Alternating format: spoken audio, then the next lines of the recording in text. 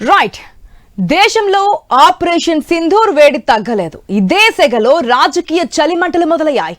Rafale యుద్ధ విమానం కేంద్రంగా పెను రాజకీయ దుమారం రేగుతోంది. దీనికి తోడు సిడిఎస్ అనిల్ చౌహాన్ ప్రకటన దీనికి కేంద్ర బిందువు అయింది. భారత్ పాక్ మధ్య యుద్ధం జరుగుతున్న సమయంలోనే రాఫెల్ యుద్ధ విమానాన్ని పాకిస్తాన్ కూల్చేసిందని విపక్షాలు పెద్ద పెట్టున అనుమానాలు వ్యక్తం చేశాయి. కాంగ్రెస్ అగ్రనేతలు రాహుల్ గాంధీ, మల్లికార్జున ఖర్గేలు మోదీ ప్రభుత్వాన్ని ఇరుకని పెట్టే ప్రయత్నాలు చేశారు. ఇప్పుడు సింగపూర్ లో సిడిఎస్ చేసిన ప్రకటనలో భారత వైమానిక దళానికి నష్టం వాటిల్లిందని చెప్పుకొచ్చారు. ఆ నష్టం ఏంటనేది చెప్పలేదు, కానీ ఇది రాఫెల్ గురించే అన్న అనుమానాలు అయితే బలంగా వినిపిస్తోంది కాంగ్రెస్ పార్టీ. ఇప్పుడేమంటారు మోదీ అంటూ ఖర్గే ఎక్స్ వేదికగా ప్రశ్నల వర్షం కురిపించారు. ఇటు తెలంగాణ మంత్రి ఉత్తమ్ కుమార్ రెడ్డి సైతం ప్రశ్నల వర్షం కురిపించారు. పార్లమెంట్ ను వెంటనే సమావేశపరిచి వాస్తవాలు వెల్లడించాలన్నది కాంగ్రెస్ డిమాండ్. ఈ విషయంలో కాంగ్రెస్ వైఖరిని బీజేపీ తప్పుపడుతోంది. శత్రు దేశానికి మన నష్టం గురించి గొప్పగా చెప్పాలనే తాపత్రయం కాంగ్రెస్ నేతల్లో కనిపిస్తుందని కమలనాథులు మండిపడుతున్నారు. మొత్తానికి దేశ రాజకీయాల్లో రాఫెల్ యుద్ధ విమానం పెను ప్రకంపనలు సృష్టిస్తోంది. రైట్, అసలు ఏం జరుగుతోంది?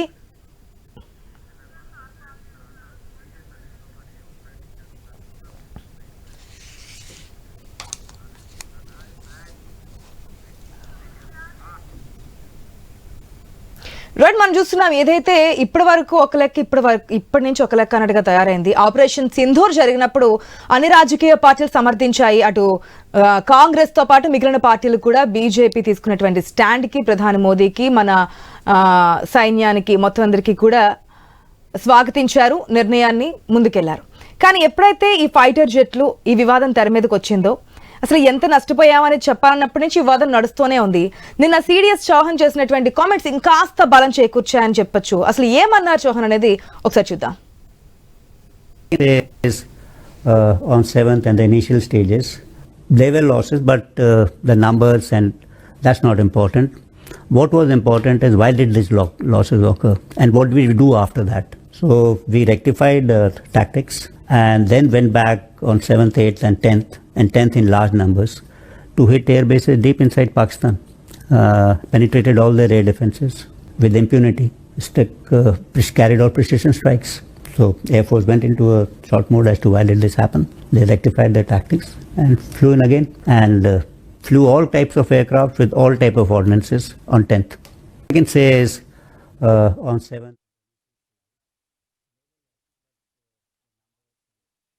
చూసాం కదా, అయితే నష్టపోయింది వాస్తవమే. ఎన్ని అని నెంబర్ అయితే చెప్పట్లేదు. పాకిస్తాన్ చెప్పిన 6 అనేది కూడా తప్పు అని చెప్తున్నారు, కానీ ఎంత నష్టపోయామని చెప్పట్లేదు. నష్టం ఎంత జరిగింది, అది ఎందుకు జరిగింది అనేది ప్రామాణికంగా ముందుకెళ్ళాము అని చెప్తున్నారు. ఇక్కడ బీజేపీ వర్షన్ ఏంటంటే, ఎందుకు మన నష్టం ఎంత జరిగిందని శత్రు దేశాలు చెప్పాల్సిన అవసరం ఏంటి అనేది బీజేపీ చెప్తున్నటువంటి మాట. కానీ కొంతమంది నుంచి వస్తున్నటువంటి వాస్తవాలు లేదంటే కొన్ని క్వశ్చన్స్ ఏంటంటే, ఇప్పటి వరకు చెప్పండి ఇప్పుడు ఎందుకు చెప్తున్నారు? ఆపరేషన్ సింధూర్ నడుస్తున్నటువంటి సిచ్యువేషన్స్లో ఎప్పుడు ఏం జరిగినా ప్రతిరోజు మనకి ప్రెస్ మీట్ పెట్టేవారు, చెప్పేవారు. ఎక్కడ ఏ విధంగా దాడులు చేసాం, ఎన్ని నిమిషాల్లో ఎన్ని స్థావరాలను కూల్చేసాం, ఏ విధంగా వెళ్ళి ఇవన్నీ చెప్పినప్పుడు అప్పుడెందుకు చెప్పుకుని ఇప్పుడు చెప్పడానికి గల కారణం ఏంటి? ఇంకా మనకు ఆపరేషన్ సింధూర్ కొనసాగుతోంది. ఒకవేళ పాకిస్తాన్ కనుక పిచ్చి ప్రలాపనలు ఏదైనా చేస్తే కనుక ధీటుగా సమాధానం ఉంటుందని చెప్పి క్లియర్గా ప్రధాని చెప్తున్నప్పుడు మరి ఇప్పుడు చెప్పడానికి గల కారణం ఏంటి అనేదే ఇప్పుడు వస్తున్నటువంటి ప్రశ్న. పార్లమెంట్ సమావేశాలు ఏర్పాటు చేయాల్సింది, దీనికి సంబంధించి క్లారిటీ ఇవ్వాల్సింది అంటున్నారు. మాట్లాడదాం. మనతో పాటు డిబేట్లో పార్టిసిపేట్ చేస్తున్నారు ప్రేమ్ గాంధీ గారు, BJP senior leader, Tejavathi Venkata Naik గారు ఉన్నారు, కాంగ్రెస్ సీనియర్ లీడర్. నమస్తే అండి, welcome to the show. First గా ప్రేమ్ గాంధీ గారు నమస్తే అండి. నమస్కారం అండి. ఇప్పుడు చెప్పడానికి గల కారణం ఏంటి? నష్టపోయాము, భారత వైమానిక దళానికి నష్టం జరిగింది అనేది అనిల్ చౌహాన్ చేస్తున్నటువంటి కామెంట్స్. ఎన్ని అనేది చెప్పడం లేదు, కానీ నష్టం జరిగిందని అయితే అంగీకరిస్తున్నారు.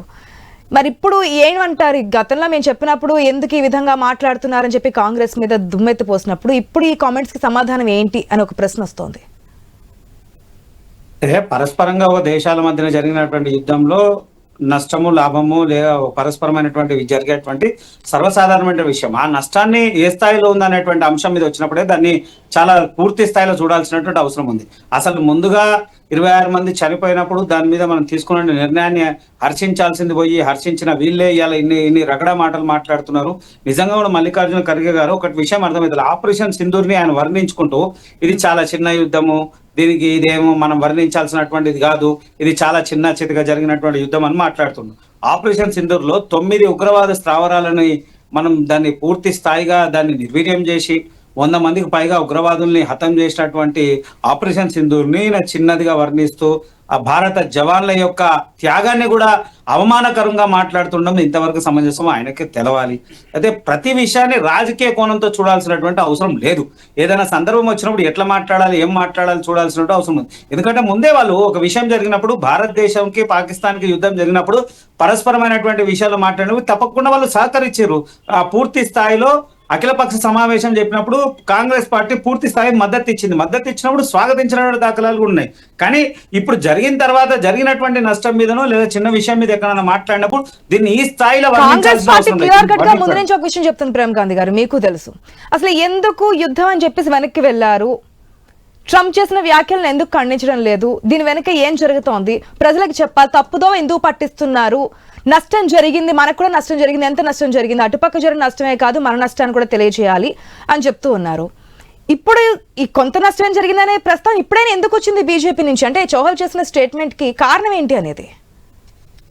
అంటే ఇప్పుడు నేను ఒకటి చెప్తా ఉన్నా, పాకిస్తాన్ మీద మనం దాడి చేసినప్పుడు ఆపరేషన్ సింధూర్ లో భాగంగానే 11 ఏవైతే వారి మిలిటరీ బేస్లను మనం పూర్తి స్థాయి హతం చేసినామో ఆ పూర్తి స్థాయిగా అక్కడ భూస్థాపితం చేసినటువంటి దాఖలాలు మనకు తెలుసు. ఆ విషయం ఎట్లయితే పరస్పరంగా 9 స్థావరాలేమో ఉగ్రవాద స్థావరాలు, కానీ మిలిటరీ బేస్లు ఏదైతే పాకిస్తాన్ ఉన్నటువంటి మిలిటరీ బేస్లు ఉన్నాయి 11 మిలిటరీ బేస్లు.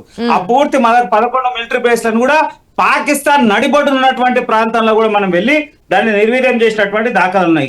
అయితే ఒక్క విషయం మనం గమనించాలి, ఏది ఏం మాట్లాడినా ఏం చెప్పినా కానీ కొన్ని విషయాలు అంతర్గతంగా ఉండేటువంటి ఉంటాయి, దేశ రక్షణకు సంబంధించిన విషయాలు ఉంటాయి, కొన్ని మాట్లాడే అవకాశాలు ఉంటాయి, కొన్ని సందర్భాల్లో మాట్లాడే విషయాలు ఉంటాయి. అన్ని ఎప్పటికప్పుడు బహిర్గతం చేసేటువంటి అవకాశాలు ఉన్నాయి. ఎందుకంటే దేశ రక్షణలో చాలా కీలకమైనటువంటి అంశాలు. యుద్ధం జరుగుతున్నప్పుడు మనం పరస్పరంగా యుద్ధం జరుగుతున్నప్పుడు కొన్ని విషయాల్ని గోప్యంగా ఉంచాల్సినటువంటి అవసరం ఉంటుంది. దాన్ని ఎప్పుడు చెప్పాలి, ఎలా చెప్పాలి, ఏం చెప్పాలో సందర్భం వచ్చినప్పుడు తప్పకుండా చెప్తాం. దాంట్లో క్లారిటీ ఇవ్వాల్సిన అవసరం ఉందంటారా లేదంటారా? చెప్పారుగా నష్టం జరిగింది అని, అట్లేం లేదు. అయితే సందర్భం రావాలి కదండి, ఎప్పుడు పడితే అప్పుడు కాదు కదా ఆశా గారు. సందర్భం వచ్చినప్పుడు దానికి సంబంధించినటువంటి పూర్తి స్థాయి విషయాలు తెలవాలి అన్నప్పుడు పూర్తి స్థాయి సమాచారం తెలియజేస్తుంది. దాంట్లో ఏం లేదు. కొన్ని విషయాలు మనం మాట్లాడుతున్నప్పుడే, ఎందుకు యుద్ధం జరిగేటప్పుడు సామాన్య ప్రజలకు కూడా కొంత ఇండికేషన్ ఇవ్వడం జరిగింది. మన యుద్ధానికి సంబంధించినటువంటి ఏవి నౌకలు పోయినా, ఎక్కడైనా వాహనాలు పోయినా, ఏది పోయినా మీరు ఎలాంటి వీడియోలు తీయొద్దు, ఎక్కడ సోషల్ మీడియాలో పెట్టద్దు, ఎక్కడ ప్రచారం చేయొద్దు, ఇలాంటి చేయొద్దు అనేటువంటి అవేర్నెస్ ఎట్లయితే జరిగిందో, యుద్ధం జరుగుతున్నప్పుడు కొన్ని విషయాల్ని గోప్యంగా ఉంచాల్సిన అవసరం ఉంది. అది మన నష్టమైనా ఇంకేదైనా నిజంగా కూడా జరిగినా దాన్ని కొన్ని విషయాల కాపాడాల్సిన. అనిల్ చౌహాన్ చేసిన కామెంట్స్ చూస్తూ ఉంటే యుద్ధం అయిపోయిందనా, లేదంటే ఇప్పుడు మన శత్రు దేశానికి ఏం చెప్పినా పర్వాలేదనా? అట్లా యుద్ధం ఏం అయిపోలేదు. ఆయన కూడా చెప్పిన ప్రధాని మోదీ చెప్పారు ఆపరేషన్ సింధూర్ ఇంకా కొనసాగుతోంది అని చెప్పేసి స్టేట్మెంట్ ఇచ్చారు కదా. తప్పకుండా కొనసాగుతుంది ఆశా గారు, తప్పకుండా కొనసాగుతుంది. దాంట్లో ఎక్కడ ఆగినట్టు ఏం లేదు కదా.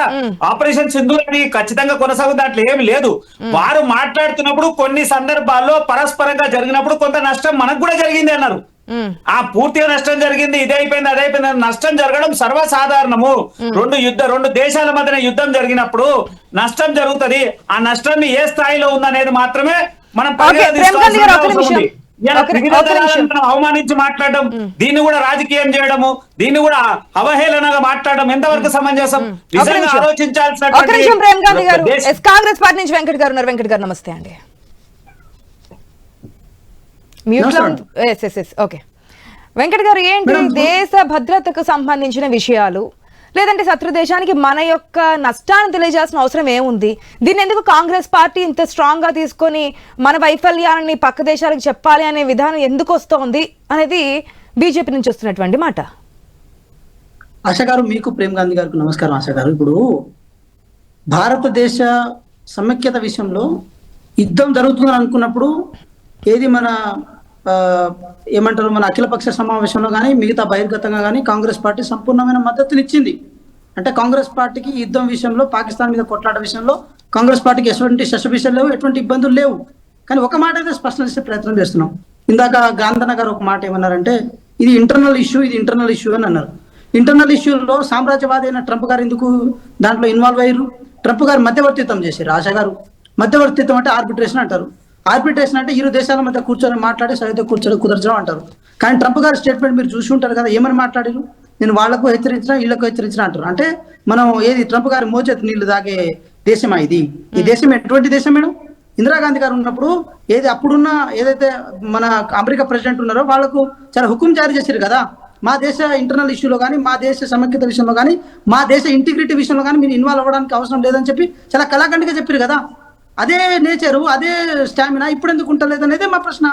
మేమేం దేశ సమైక్యతను దెబ్బతీసే ప్రయత్నం కాంగ్రెస్ ప్రభుత్వం చేస్తలేదు.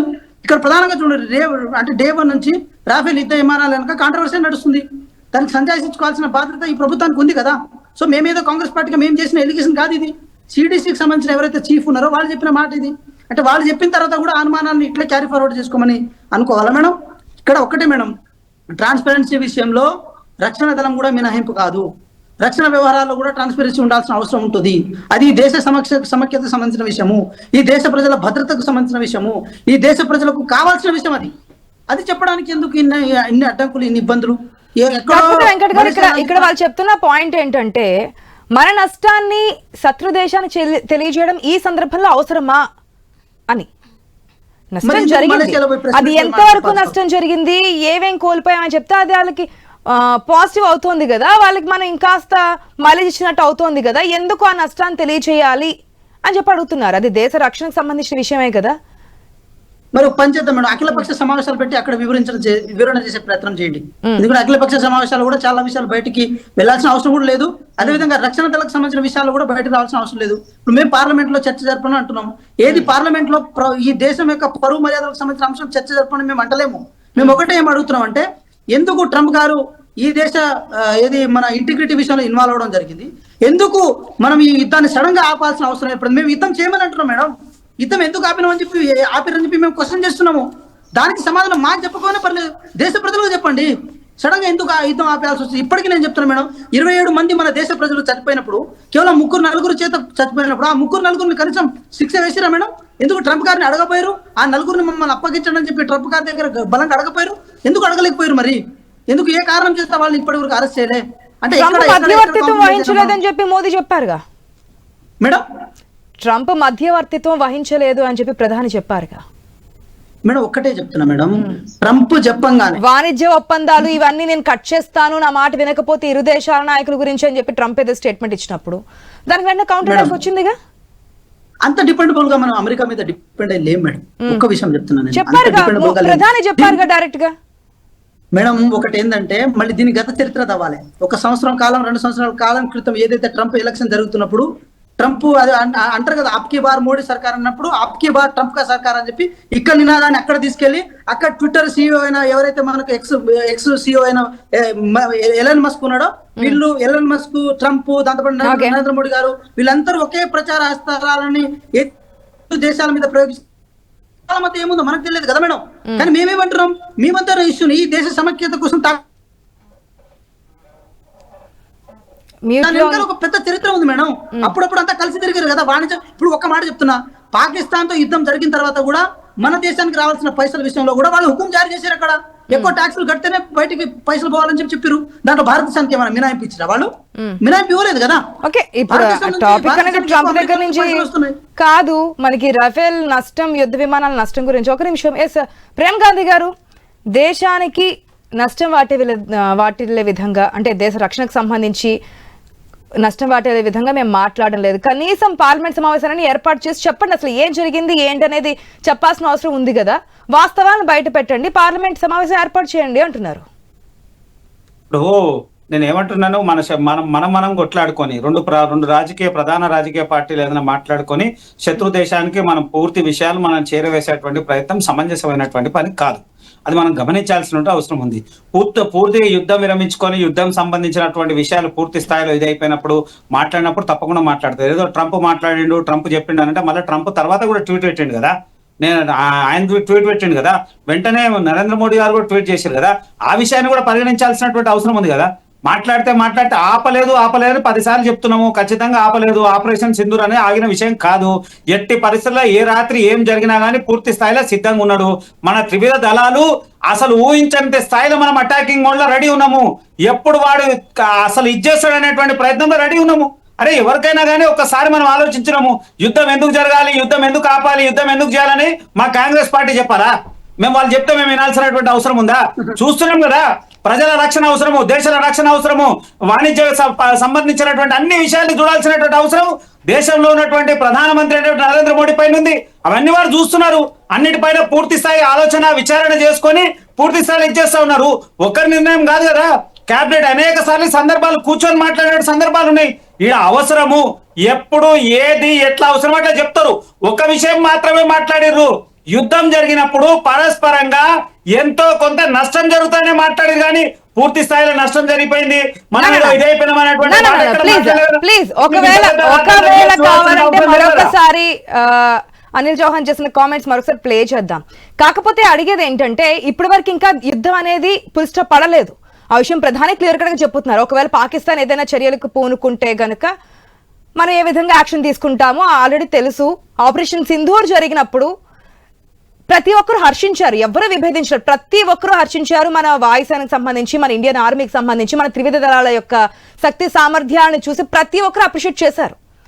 అవును కదా, ఆ రోజు కూడా ఒక్క నిమిషం ఆ రోజు కూడా ప్రెస్ మీట్ పెట్టినప్పుడు మనకి ఎక్కడ నష్టం జరగలేదు, మనం ఎక్కడ ఏది కోల్పోలేదని మాత్రమే చెప్పారు. కురుషి కావచ్చు, మిగిలిన ఆఫీసర్స్ కావచ్చు.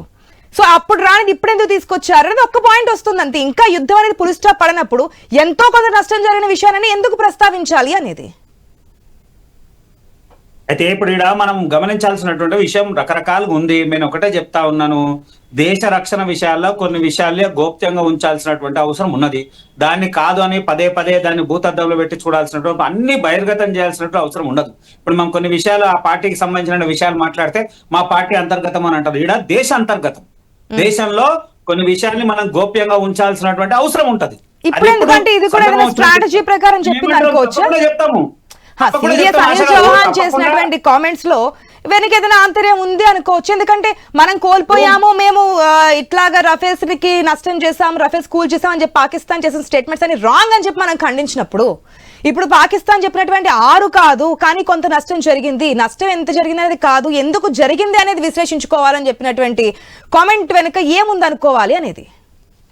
ఇప్పుడు పాకిస్తాను మనం పూర్తి న్యాయబద్ధంగా యుద్ధం చేసినటువంటి దాఖలాలు మనమే ఉంటే, పాకిస్తాను మన ప్రజల మీద, మన సామాన్య ప్రజల మీద అటాక్ చేసినప్పుడు దాన్ని ఖండించేటువంటి సమయంలో, దాన్ని ప్రతిఘటించేటువంటి సమయంలో కొంత నష్టం జరిగి ఉండొచ్చు. అది ఏ రకమైన ఆర్థికంగా నష్టం జరిగి ఉండొచ్చు, ఆయుధ సామాగ్రి పట్ల నష్టం జరిగి ఉండొచ్చు, ఇంకేదైనా నష్టం జరిగి ఉండొచ్చు. జరగలేదనేటువంటి విషయం ఎక్కడ కూడా ఉండదు. అయితే పూర్తి స్థాయి యుద్ధం విరమించినప్పుడు మనం మన విషయం పూర్తి స్థాయిలో అయినప్పుడు తప్పకుండా పూర్తి స్థాయి సమాచారం దేశంలో ఉన్నటువంటి ప్రతి ప్రజలకి చేరవేసేటువంటి అవకాశం ఉంటుంది. ఏ మాత్రం దాన్ని దాపరికంగా ఉండేటువంటి పరిస్థితి లేదు. ఇప్పుడు యుద్ధ సమయం కాబట్టి యుద్ధాన్ని ఇంకా మనం విరమించలేదు, దాన్ని ఎక్కడ కూడా ఫుల్ స్టాప్ పెట్టలేదు కాబట్టి దాన్ని కొంచెం ఇచ్చాల్సిన అవసరం ఉంది. అయితే ఇప్పుడు నేను ఏం మాట్లాడుతున్నా సరే, ఏదేమని ఉన్నా ఇప్పుడు కాంగ్రెస్ పార్టీకి అంత అర్జెంటుగా త్రివిధ దళాలను అవమానకరంగా మాట్లాడాల్సిన అవసరం ఏముంది? ఆపరేషన్ సింధూర్ని చిన్న పిల్ల ఏదో చిన్న యుద్ధం అని, ఇదేం కాదని, దాంతో వచ్చే ఏమి ఇది లేదని. అరే ఎన్నో సంవత్సరాల నుంచి ఉగ్రవాద స్థావరాలని విషయం చేయడం చిన్న విషయమా? అది చిన్న విషయమా? మిలిటరీ బేస్లని 11 మిలిటరీ బేస్లని మనం పూర్తిగా భూస్థాపన చేయడం చిన్న విషయమా? అవన్నీ పరిగణించాల్సినటువంటి అవసరం ఉంది కదా. దాన్ని కూడా పరిగణించి సందర్భం వచ్చినప్పుడు కూడా చెప్తాం. ఆశ గారు ఇప్పుడు ఏది పుల్వామా దాడి జరిగినప్పుడు అప్పుడున్న గవర్నర్ ఎవరైతే సత్యపాల్ మాలిక్ గారు ఉన్నారో అప్పుడు గవర్నర్ గా ఉండే, తర్వాత వారు వచ్చి చాలా క్రిస్టల్ క్లియర్ గా ప్రతి అంశాన్ని చెప్పే ప్రయత్నం చేశారు. అప్పుడు నష్ట నివారణ చర్యలు చేపట్టడానికి అవకాశం రాలే. కానీ మేమేమంటున్నాం అంటే మేడం, 27 మంది మన దేశ ప్రజలు పెహల్గామ్ లో చచ్చిపోయిన తర్వాత కూడా కనీసం వాళ్ళని నివాళులర్పించడం కోసమైనా పార్లమెంట్ సమావేశాలు పెట్టి ఎస్ ఈ విధంగా మేము దాడి చేసినాము, ఈ విధంగా వాళ్ళని చాలా ఇబ్బంది పెట్టినాం పాకిస్తాన్ అని చెప్పి కనీసం వాళ్ళ ద్వారా వాళ్ళ కుటుంబ సభ్యులకు సంతృప్తి పరిచే ప్రయత్నం చేయండి. ఇదేదో ముసుగులో గుద్దురాట్లాగా చేసుకుంటూ పోతే మేమేం ఒక్కడే చెప్తున్నాం ఆశ గారు, దేశ భద్రత విషయంలో, సమైక్యత విషయంలో కాంగ్రెస్ పార్టీకి కొత్తగా నీతులు చెప్పాల్సిన అవసరం లేదు. మేము ఇది చేస్తాం అది చేస్తాం మేము చెప్పలే.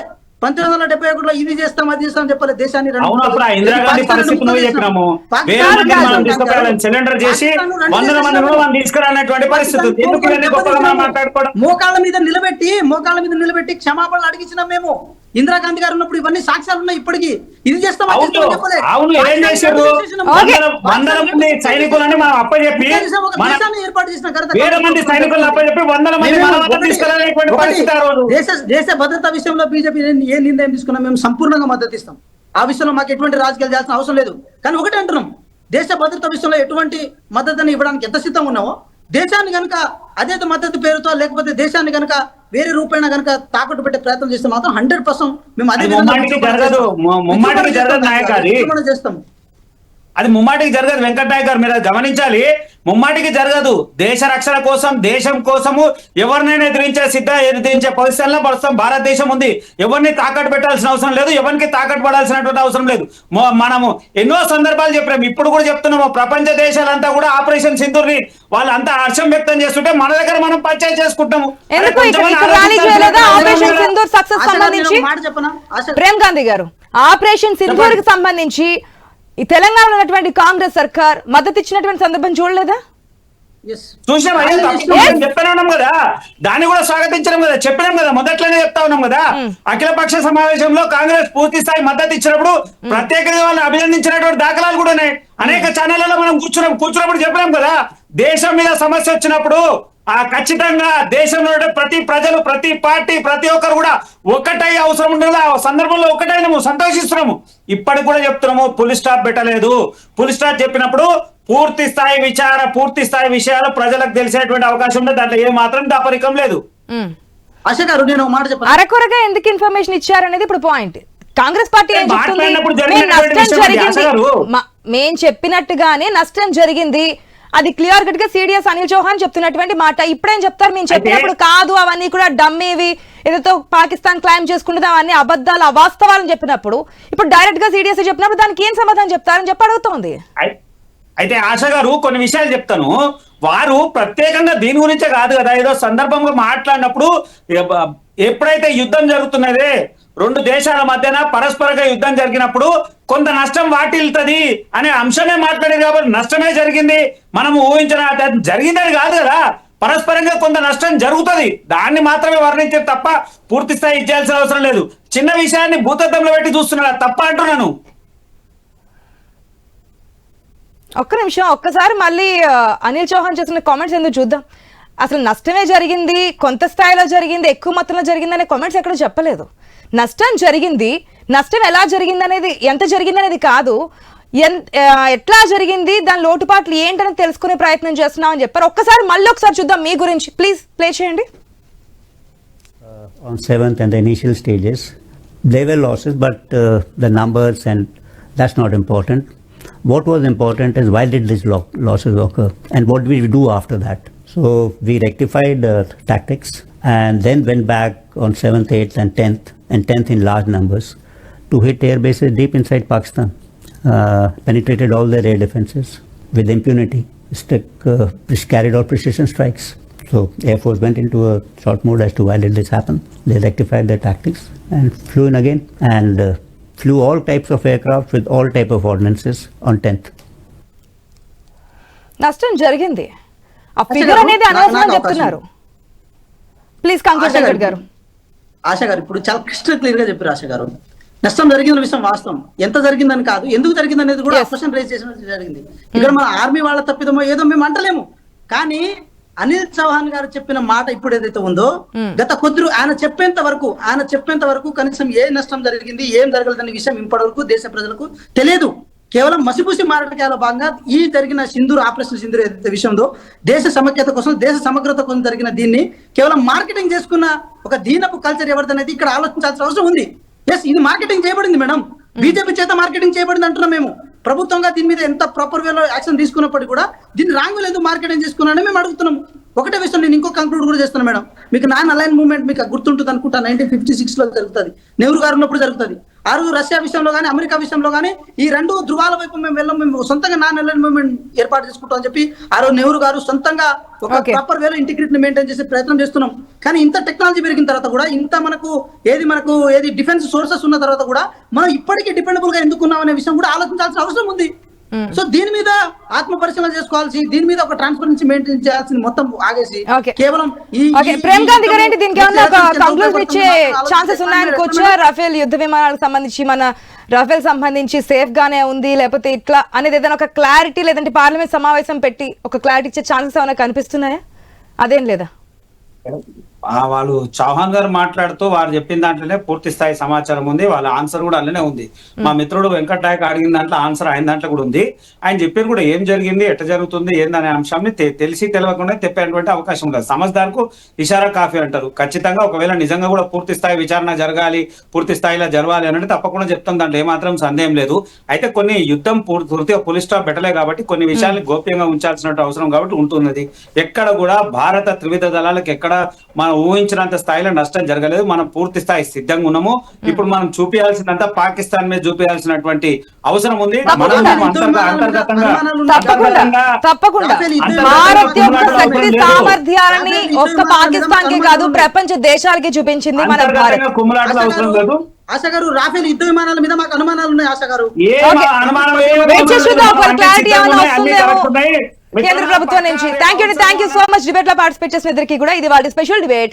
Keep watching I news. మీతోనే మీ వెంటే.